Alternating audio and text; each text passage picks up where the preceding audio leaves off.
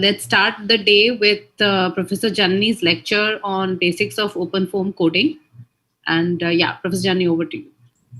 Okay, so in the first part of this lecture, what we're going to do is just look at the very basics, some of the basic understanding of not how you would code, but the background that is required to understand how OpenFOAM is going to look at some of these formulations, the matrix structure. So there are three aspects to what you have to understand in the first part of today's lecture. So the first aspect would be the matrix structures or the matrices in terms of what is divergence, what is Laplacian, how does it see it, right? Because this becomes very important for us to understand how the simple form solver uses this to solve the Navier-Stokes equation. If you remember, the Navier-Stokes equation has all of these terms, and typically OpenFOAM deals with it in terms of matrices. So you're going to understand how simple form. So first you're going to understand how these are, what these mean physically. Then how OpenFOAM deals with these matrices, okay? And then the third aspect is we will go into OpenFOAM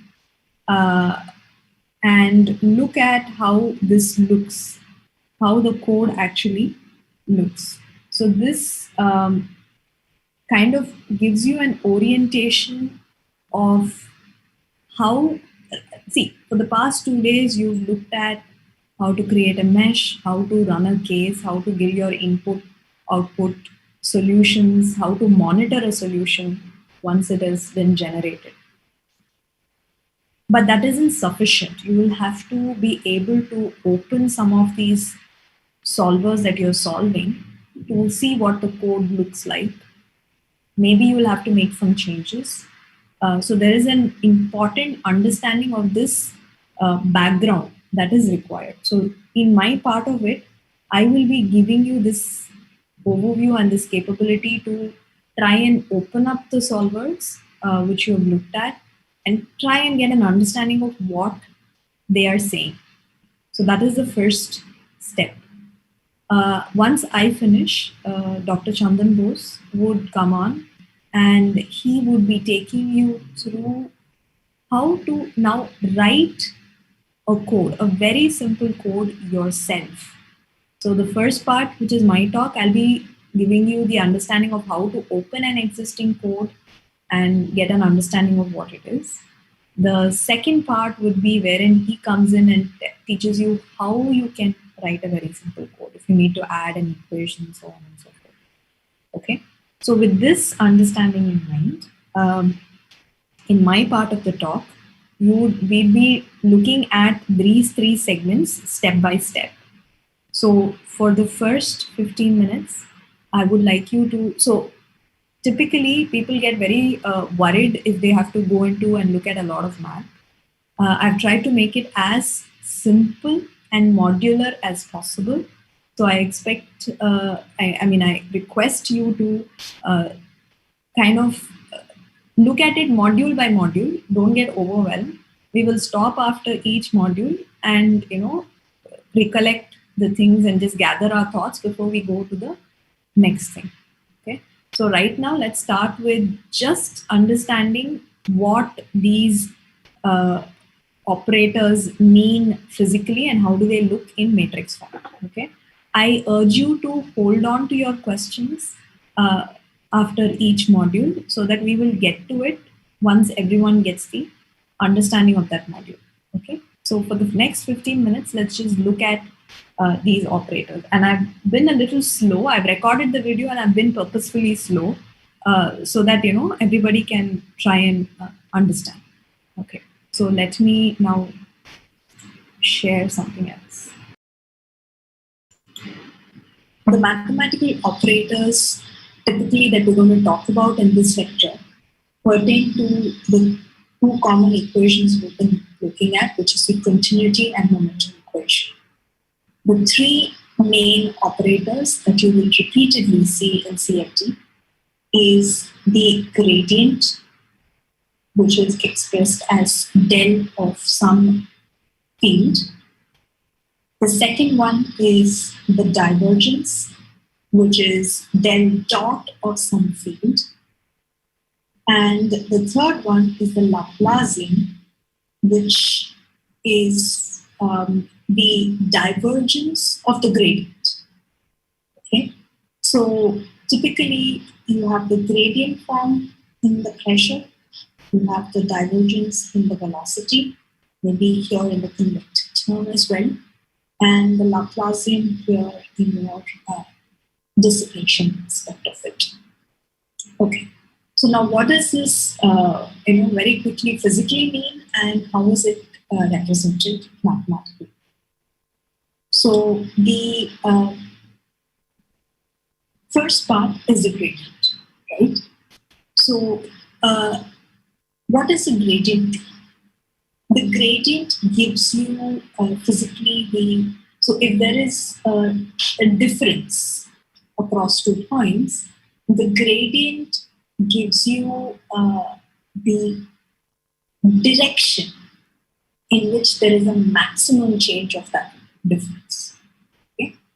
And so if there is a difference in a field, it will give you the direction in which the difference is maximum and the magnitude of the maximum difference, right?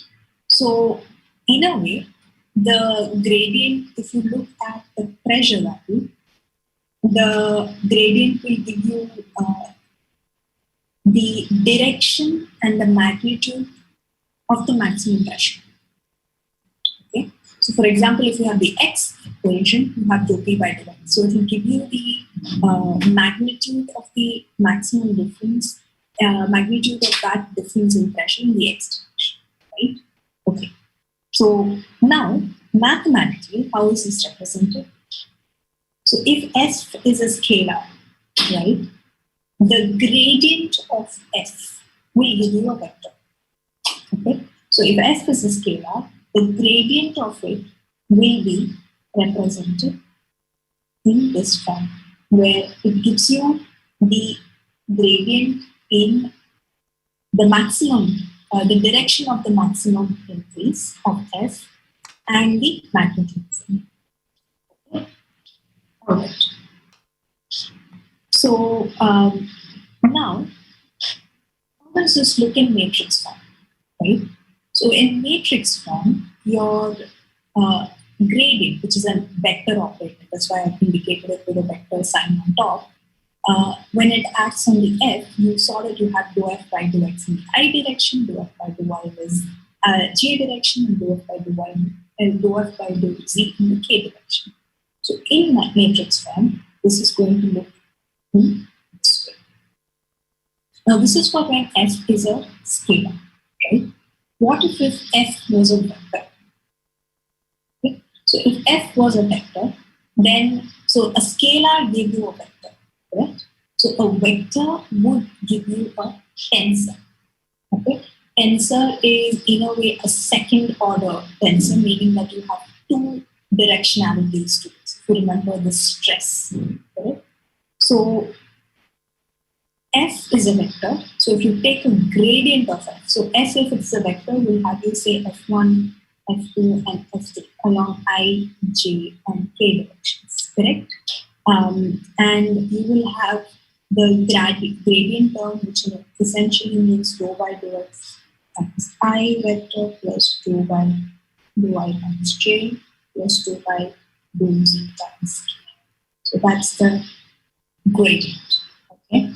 So if you take a grad of f, you precisely have 9. So you will have like dou. So this will be f1 I plus f2 j plus f3. Okay? So if you do take a gradient, what will happen is you will end up with 9 quantities wherein the x, y, z will vary in this direction, but you have f1 in the first row, f2 in the second row, and f3 in the third. So you have 9 quantities. Okay? So let's refresh again. What does the gradient of any field mean? The gradient means it will give me the direction and the magnitude of the maximum change. That's all. So it could be my pressure field, right? So if I want my magnitude and direction of the maximum change, then I have to use a gradient. Right? Now let's go to the second type of mathematical operator, which is the divergence. So the divergence is a del dot operator. And you can see that appearing in the conservation equation. So what does this divergence mean? While a gradient just gives you the direction and the magnitude of the change or the increase, the divergence actually talks about, say, take an infinitesimal volume, a point. It will say whether the field is moving outward, if there is a movement, or it moves inwards. Okay, so it's a measure of motion, measure of whether that location is a source or a sink. Whether there's a flux happening from a point. Okay, so typically the outward flux is considered positive, and the negative flux is considered negative. Okay, or the inward flux is considered negative. So when you're talking about the conservation of mass, essentially you're saying for the system there is no inward or outward flux in its concept, right? So divergence denotes this whether across in a control volume there is an outward movement or an inward. That's what it's going to depict by its value. Okay? So how do you calculate this? So if you have a vector, and the divergence of this, because it's going to talk about directionality, the movement, it operates on a vector. Okay, and when it operates on a vector, it will give you a value which is positive or negative. Meaning it will give you a scalar. There is a step down in the dimensionality. So or if you have a divergence of a vector, will give you a scalar. The divergence of a tensor will give you a vector. There is a one order decrease in dimensionality. Okay. So for example, if I take a vector field which is velocity and I do del dot u, what I mean here is that the dou by dou u, which is your the del operator, what it means, which is a vector operator, and when you do a dot product of it across another vector, then you are left with a scalar. Okay, this is routine math. So what you're saying here is del dot u is 0, meaning what? That your volume is unchanging per se. That's what you're saying when you're talking about incompressibility. Okay. Now, if it acts on a tensor, then what happens? So we're talking on divergence acting on a vector, right? Now, what if it acts on a tensor? So it will have a one dimension decrease. So we're looking at a divergence of a tensor. That's what you see over here. Now, like I told you, tensor, an example is stress. So if you have a control volume, you are familiar with having a normal stress and a shear stress, right? And your stress tensor typically looks like this. Okay? So if you do have to calculate the divergence of the stress, then you would end up with a vector, meaning that you have these components which will get added up in the first row, the second row, and the third row, and you would be left with a vector which looks in matrix form in such a way. Okay, so the physical aspect of it, let's not forget, what does divergence give me? While the gradients just tells me there is a variation in a particular direction, the divergence actually talks about a flux, whether I have outwardly moving field or an inward moving field, so on and so forth. The third type is known as the Laplacian, right? So the Laplacian basically talks about a divergence arising from a gradient of a function. Okay, so let us just take a moment to think about it. Right? So a gradient, for example, in our domain, when we have fluids, we're talking about a pressure difference. Correct. So this pressure difference is a gradient which exists, and that is applying a force. There's no flux of pressure, right? It's just a difference in pressure, and that is given by the gradient. It applies a force, and that becomes the one of the force terms. The divergence gives you, per se, the movement or flux across the surface. So if you have a controlled volume and you have convection happen, convection meaning I have a pump pushing something, so there is a flux across the surface, right? So then usually your convective term is calculated as a divergence because it's talking about the flux across the control volume. Okay? Now, like you know, movement can be of two types. One could be convection, which is like a bulk flow in one direction. It could be diffusion. What is diffusion? Diffusion is a random movement of the molecules. Correct? If you think about the physics behind diffusion, for example, let us take here what we see here is conduction as an example. So what happens? You have a particular, temperature difference. Okay, there's a temperature difference between two ends of a slab, per se. So there is a temperature difference, meaning there is a gradient. Correct? Now, due to this gradient, there is a flux or a movement of heat from one end to the other. Okay? So there is a flux due to the gradients, and this flux is given by divergence, right? So the divergence of the gradient. So a Laplacian basically talks about not a convective flux, but a flux driven by some kind of a gradient. Okay, which is why your conduction equation is a Laplacian form. Okay, so how does this look again matrix-wise? So if you see here, let's do an exercise based on an understanding of the first two things, which is gradient and then a divergence. Okay? So say f is a scalar, right? So your gradient of f, if f is a scalar, your gradient of f will give you a vector, correct? Because gradient is a vector operator, correct? Now, if f were a vector, then the gradient will give you a vector of a vector, which is a second order tensor, correct? Okay. So you will get something of this sort here, right? Okay. Now, if you want to calculate the divergence of this, right? So the divergence of this should give you what? So if you think back on divergence, what does divergence do?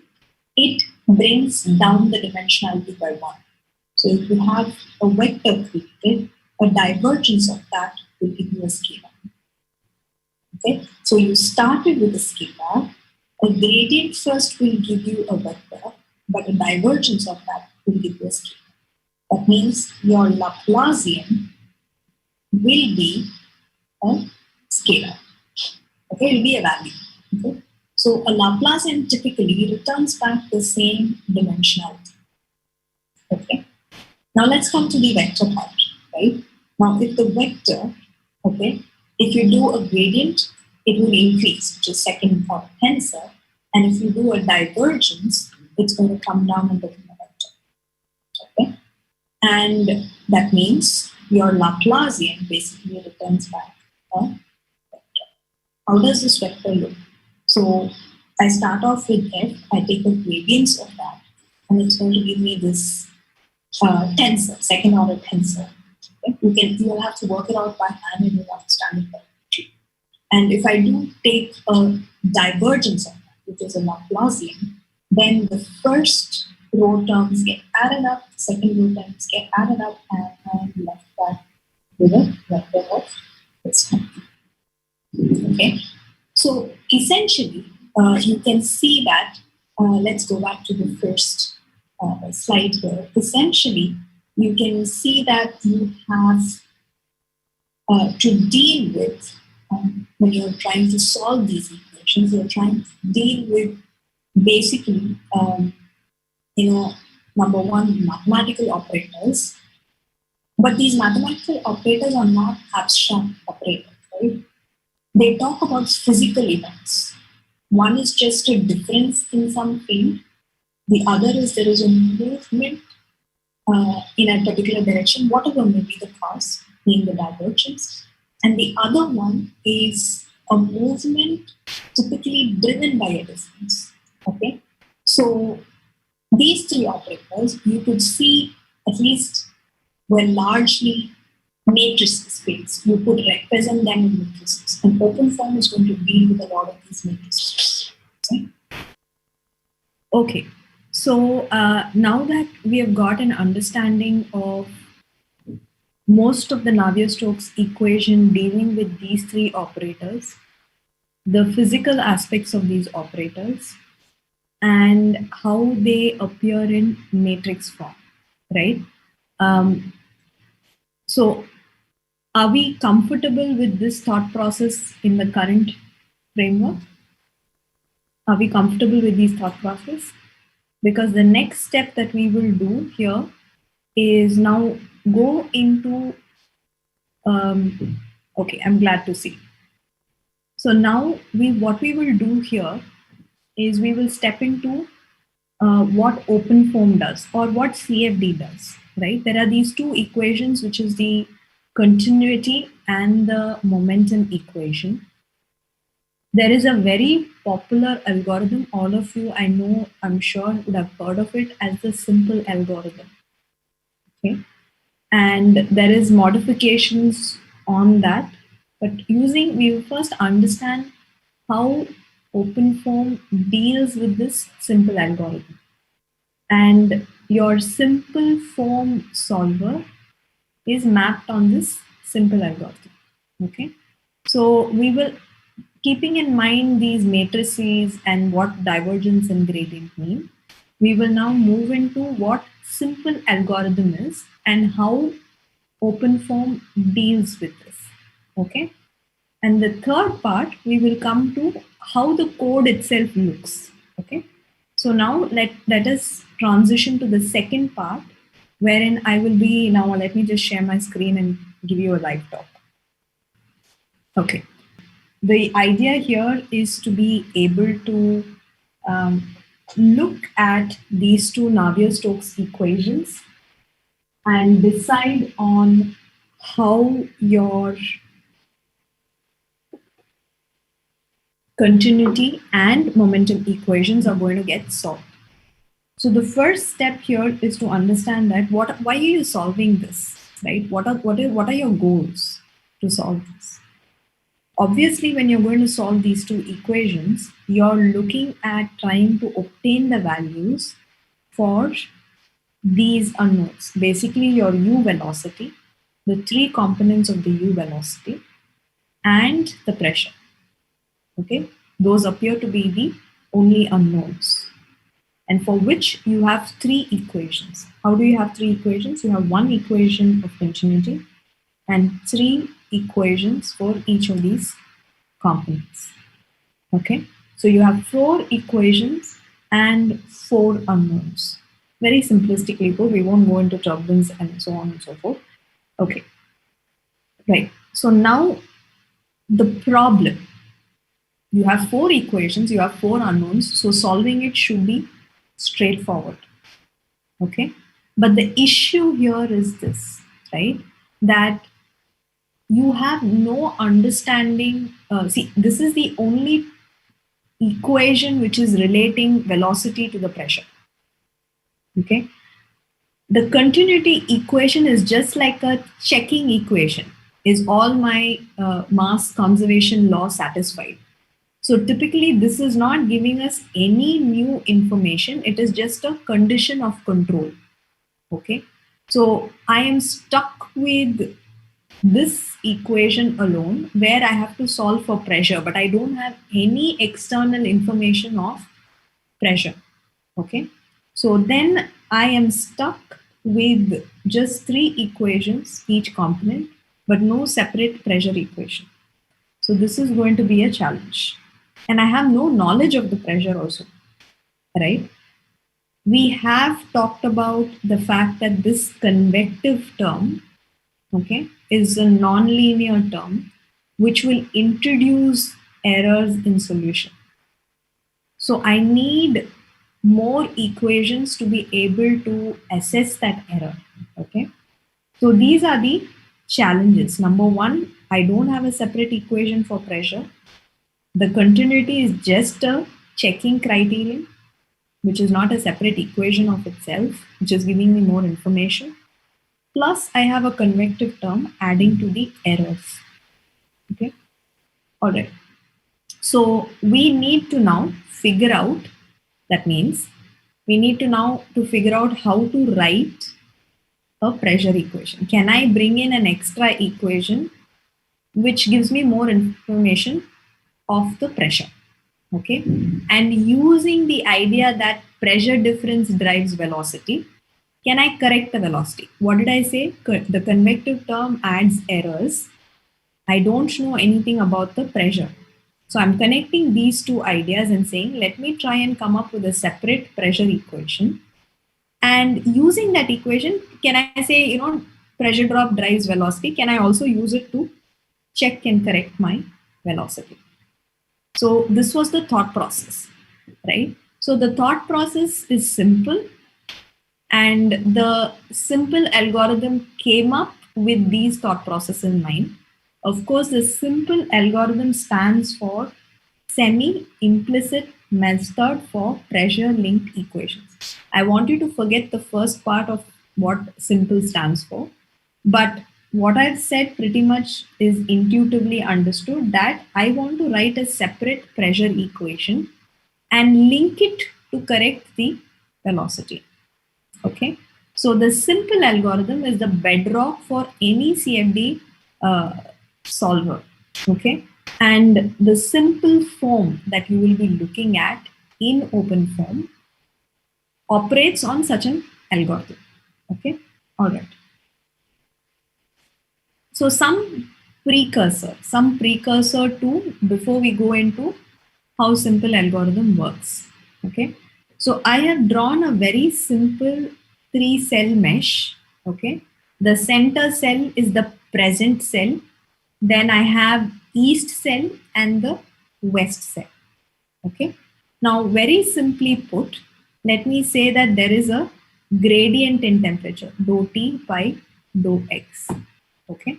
There is some gradient. How will I write it? See, this is in what form? Partial differential equation form. What do I have to do? For a computer to solve, I'll have to deal with it in the terms of a algebraic equation. So how do I write this? For example, I can say that, Tp minus Te divided by delta x. Correct?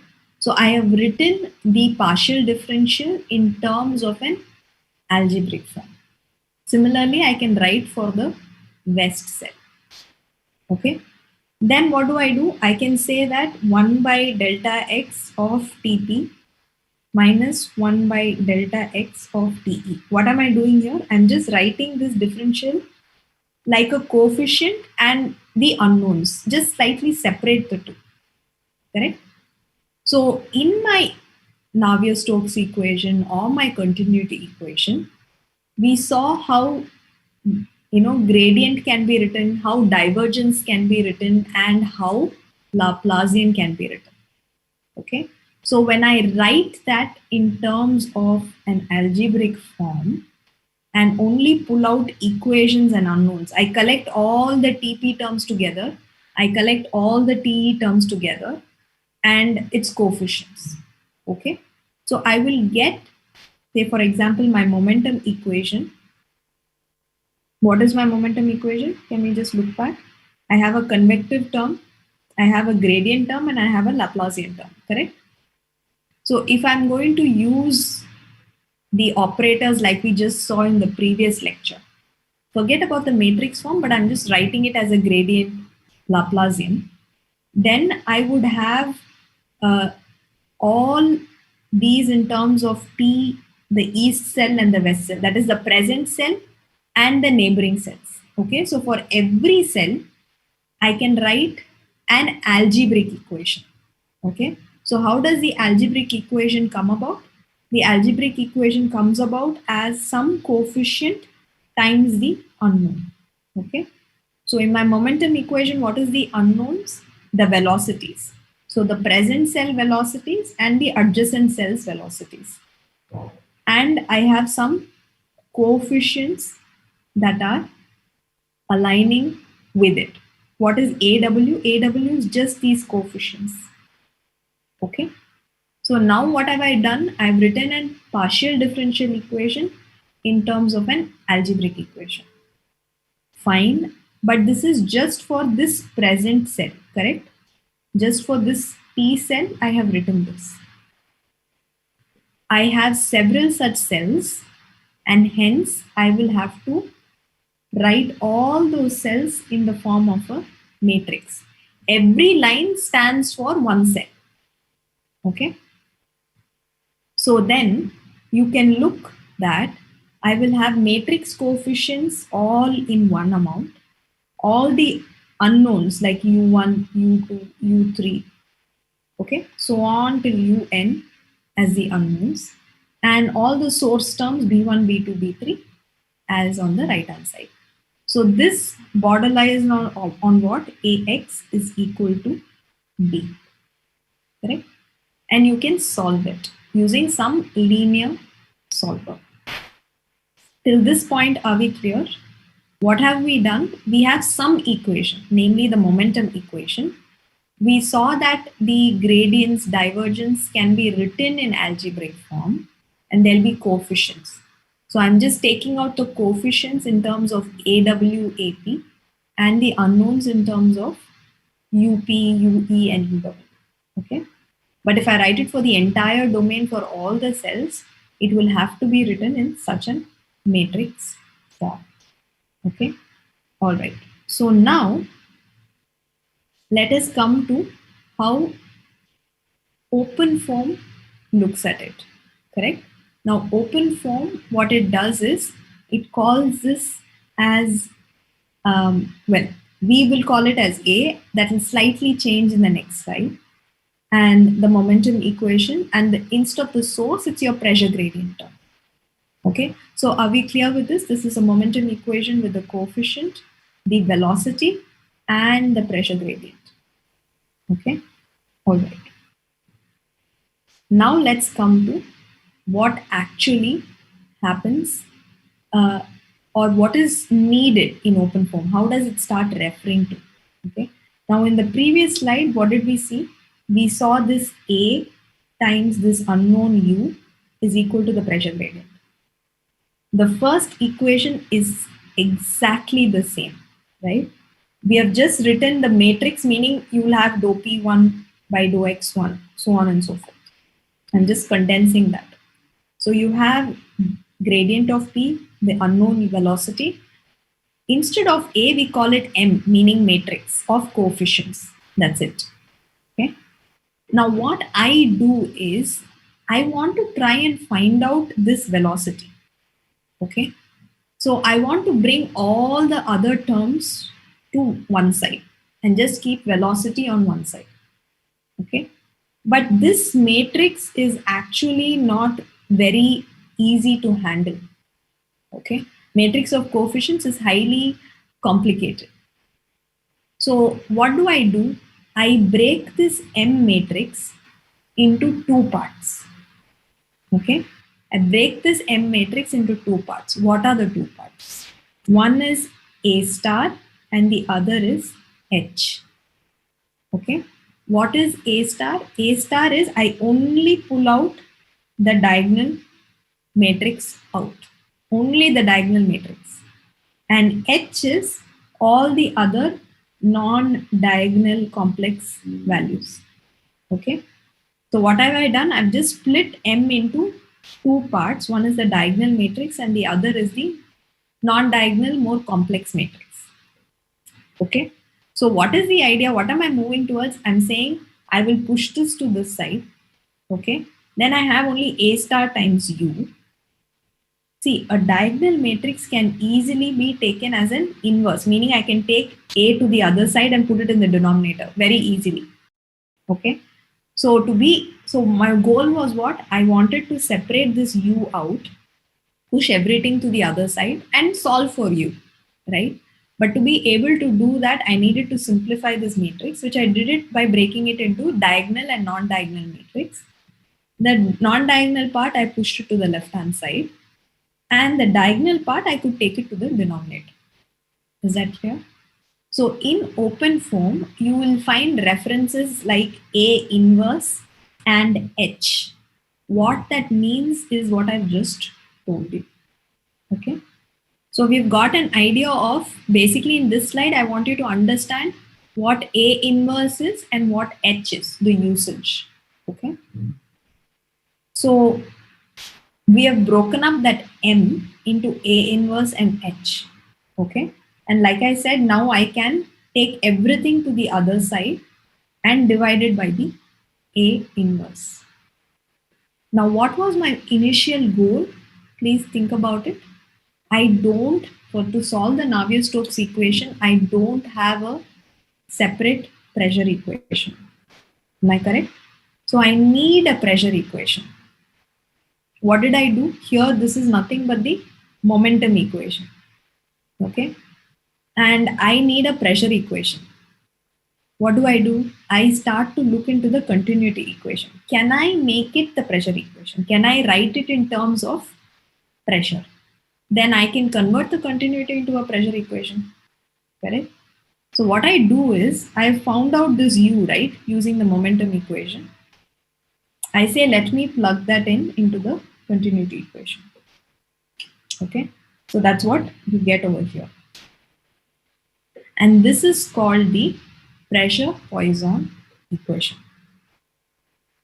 Gist of the idea is what? I have continuity and momentum equation. I kind of modify the momentum equation to write U in terms of P. U is written in terms of P. And I plug that formulation into the continuity equation so that my continuity equation becomes my pressure equation. Are we clear with this thought till this point? All of it in matrices. You saw how the gradient looks in matrix form. You saw how the coefficients look in matrix form. So you're comfortable, right? So now I have a linear system of equations to solve. Now let's see how open form solves it. Okay. Very simple. Okay.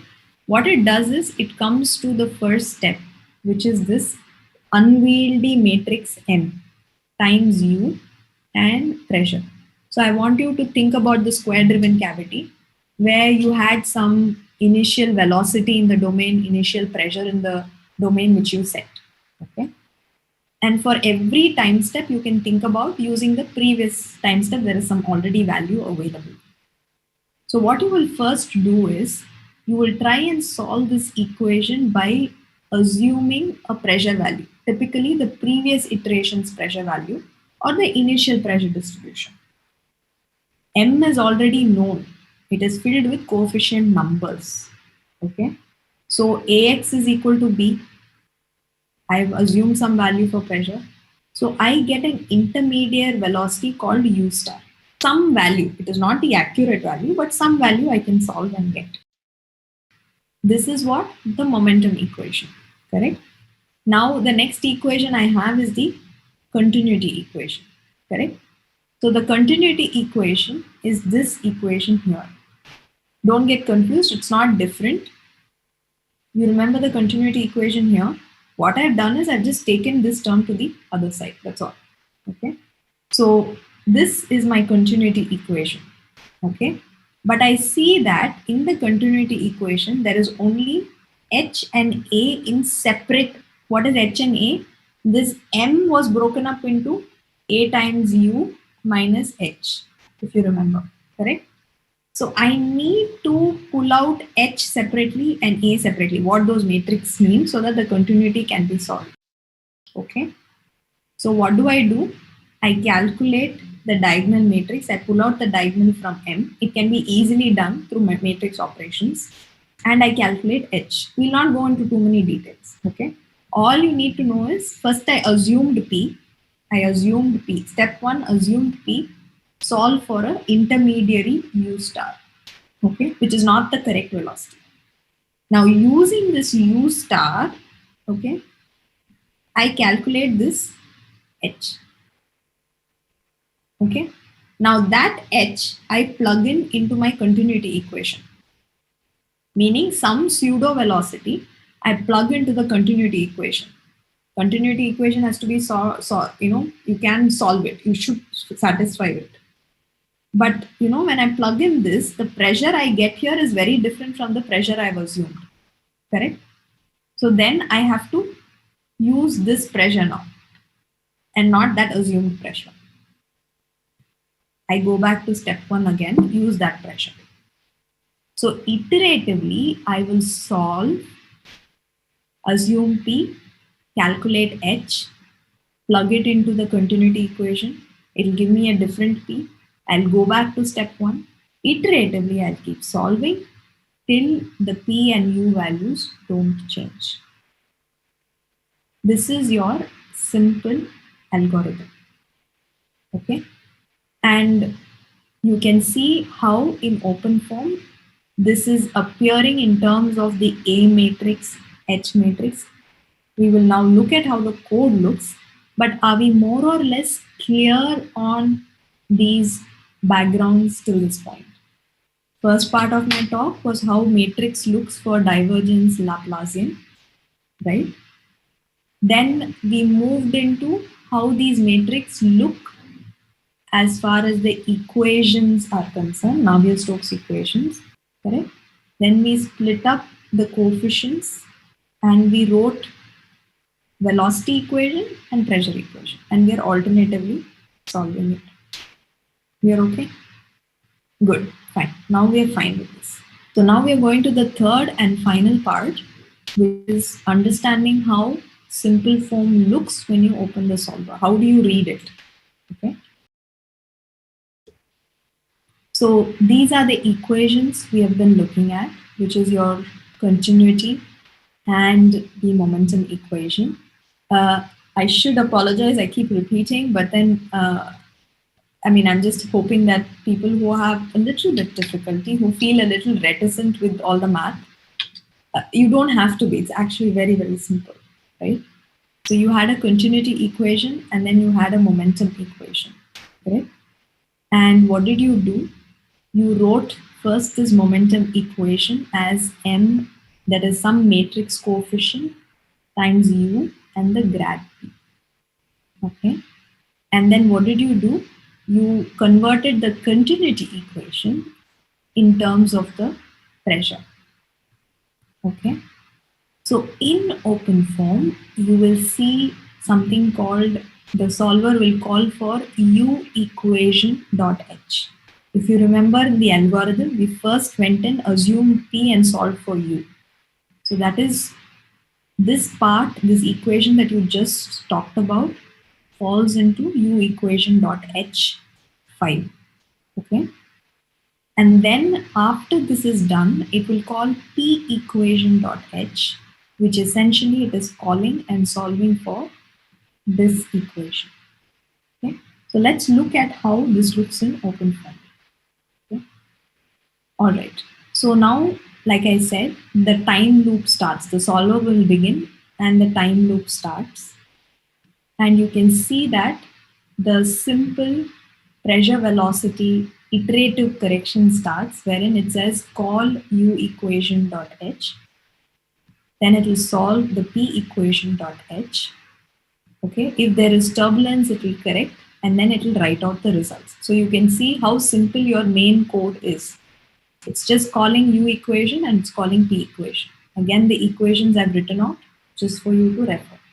Now we'll go into each of these to see how this equation appears. Okay. All right. So once you open U equation.h, okay, I want you to think back on the momentum equation. How does the momentum equation look? So you have a convective term and the diffusive term, correct, on the left hand side. So coming back here, it will first write out the left hand side first. So you can see there is a convective term. What was the convective? We said divergence of this, right? So you can see here divergence. I'll come and talk about what FVM is and FVC is in just a bit, but you're seeing divergence of this U. If you have a moving reference frame, which typically you don't, so it will just ignore this, then it will come to the diffusive component or the shear stress component. Okay. If you have turbulence, it will handle it using the turbulence model. If it's laminar, it's going to just handle it as laminar. Okay. So typically you have the divergence and then the Laplacian, that is enclosed. And it says on the right hand side, if you have any gravity based source term or any other pressure gradient term, meaning additional pressure gradient you want to add, that source term you can add through FV options. So it has basically generated a matrix. It's getting ready your M times U. It is getting ready your M times U in matrix form. That's why it says, listen, I have a matrix. Okay. And the matrix, you will say, how do you tell the matrix dimensions? It's all inbuilt in OpenFOAM. It knows the minute you create a mesh, it knows how much this matrix will be. And for you to know, we just talked about how these matrices look as far as divergence is concerned, so on and so forth. Okay.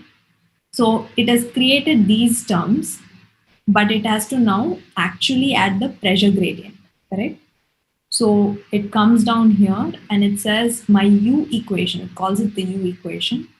If my U equation is equal to this pressure gradient of the solver. Okay. Now you might ask me, why are you writing this two separately? Okay. You can write it together, but typically the left-hand side gets used for several other things. So for ease, it has been kept separately and assigned. Okay. Now, if you see this, they say FVC and this is FVM. Okay. What did I say?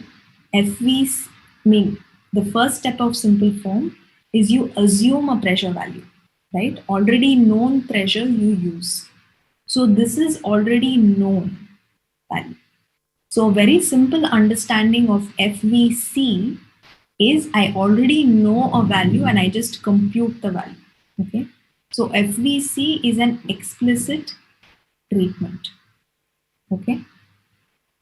But these are matrix treatments where you'll have to solve the unknowns.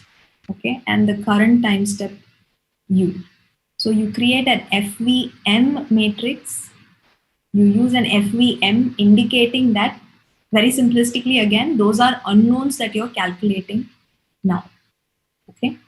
So M times U equal to grad T is solved in this U equation. It says solve this equation using an assumed pressure to get an intermediate velocity.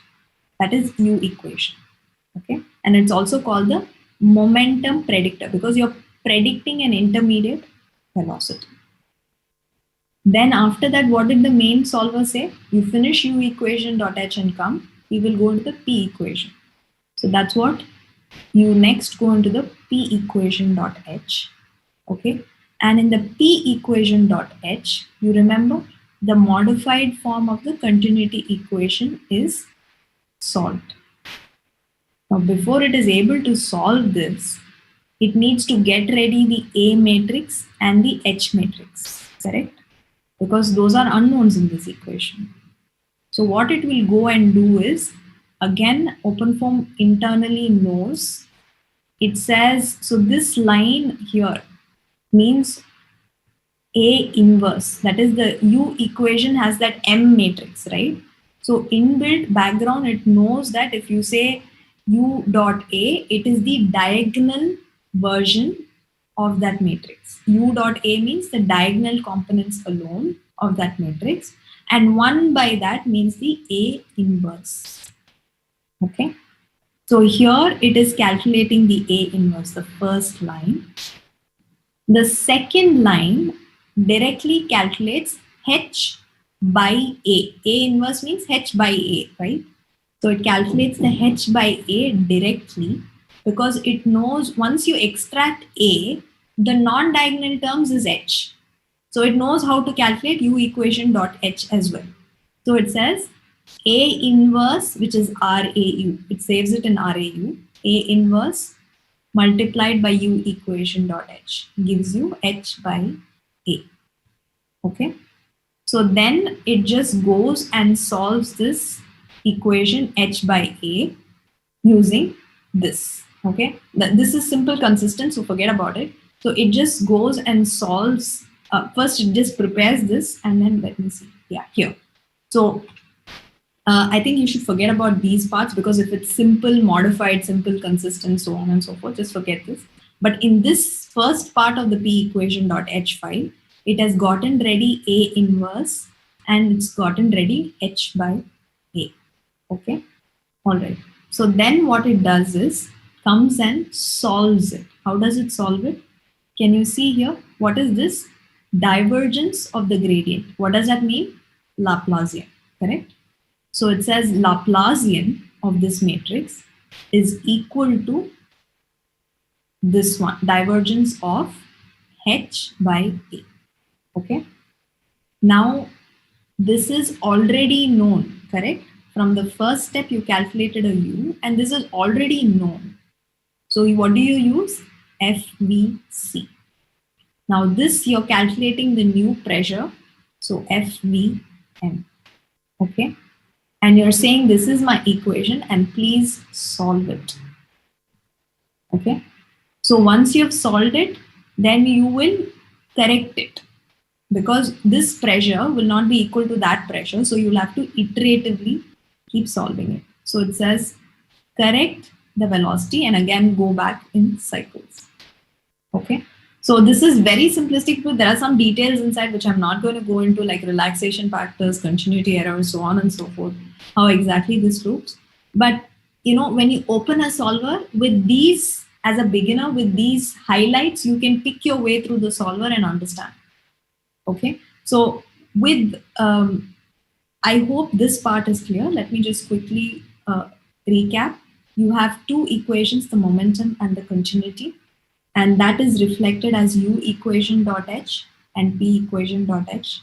So inside U equation, you write out the left-hand side first and then equate it to the right-hand side. Because right-hand side is an assumed value, you say FVC. The left-hand side remains as FVM and you solve it. Okay. Then once you've solved it, you come to the P equation. You get ready the A inverse matrix and the H matrix, the H by A actually. And then you write out that equation here and you say solve it, P equation dot solve. And then you do the momentum correction again. Okay. So is this clear? I hope this is clear. And essentially what we are trying to see in this 3-part lecture is that you had understood the divergence and the matrix forms for what they mean physically as well. Then you went and saw how the coefficients along with the divergence and the Laplacian become a matrix of AX is equal to B. Then you saw the need to have a pressure equation. So you converted the continuity into pressure equation. After which, once you saw how that A and H is split up and how the simple algorithm works, you came in and looked at it in simple form inside just to open any solver. See, you can do that in IcoFoam. All icofoam does is does a piezo solver, meaning same thing, but the pressure equation itself will have internal loops. That's all. So even if you open icofoam, you'll be able to understand. Okay. So essentially, what I would like to say is that you have matrix-based equations. OpenFOAM has a certain way of writing it, like A and H. You will see that reference in the solver. It is nothing but simple form, and it has iteratively solved these using the U equation.h and P equation.h. Okay, so you are comfortable opening each of these solvers, I think, and seeing what you have done. Okay, so I think that's it from my side of it. So you know how to look at existing solvers in a way. Shweta, over to you. Yes, thank you. Thank you so much, Professor Janani, for that wonderful foundation, introducing everyone to the equations, to the algorithm. So that kind of forms the bed for the coding, the basics. And if you have any questions with respect to this, Professor Janani, would you want to answer this now, or should we do it after they are done with the next session? We can do one or two questions, but then typically we want to quickly move on to the next. Yeah. So just to keep up with the momentum of this coding, the basics, we can, like Professor Janani said, please one or two questions maybe. And everyone, as expected, everyone has really enjoyed this lecture. If there are any questions with respect to the current the presentation, please go ahead and post it or ask. Good morning, ma'am. Yeah, good morning. Ma'am, OpenFOAM is working on the basis of a FDM or a FVM, finite differential method or volume method? Finite volume. Only finite volume method. Yeah. Thank you. Okay. So as you all process it and chew on it, I'm sure you will have more questions. So please do hang on to those. And we will have those questions answered at a later point as well. You can post it. But now we would, maybe we can move on to the next part.